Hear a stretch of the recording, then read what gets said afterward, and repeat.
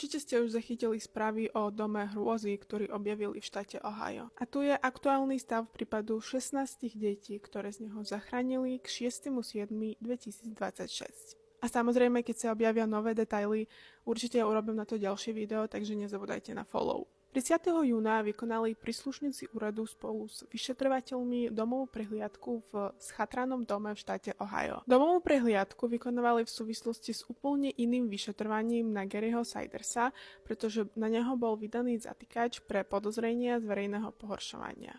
A nikto však nečakal, čo vnútri nájdu. V dome objavili 16 detí vo veku od 18 mesiacov do 18 rokov. Vyšetrovatelia uviedli, že stačilo prísť o jeden deň neskôr a niektoré z detí by pravdepodobne neprežili. Podľa šerifa Ryana Kaina strávili deti väčšinu posledných 4 rokov v priestore s rozmermi približne 3,7 na 3,7 metra. Je to približne veľkosť bežnej detskej izby, pričom v nej malo žiť všetkých 16 súrodencov. Miestnosť bola znečistená ľudskými výkalmi a vyšetrovatelia namerali extrémne vysoké množstvo baktérií. Generálny prokurátor štátu Ohio povedal, že sa len postavil do dverí miestnosti a ani nevstúpil dovnútra, no ešte o 24 hodín neskôr zo seba nedokázal dostať ten zápach. Vyšetrovatelia nenašli žiadne klietky a zatiaľ nezverejnili, akým spôsobom boli deti v miestnosti zdržiavané. Potvrdili však, že prípad nesúvisí s obchodovaním s ľuďmi, ale s dlhodobým zanedbávaním a tyraním v rámci jednej rodiny. Niektoré deti dokázali komunikovať len veľmi obmedzene a iné nehovorili vôbec.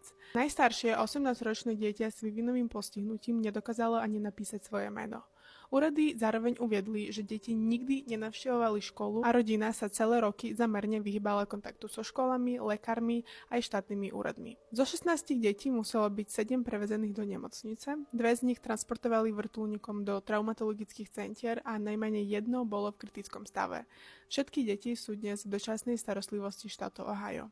V súvislosti s prípadom boli obvinení Gary Siders, Elizabeth Siders, Gary Siders starší a Christina Siders, teda rodičia a starí rodičia detí.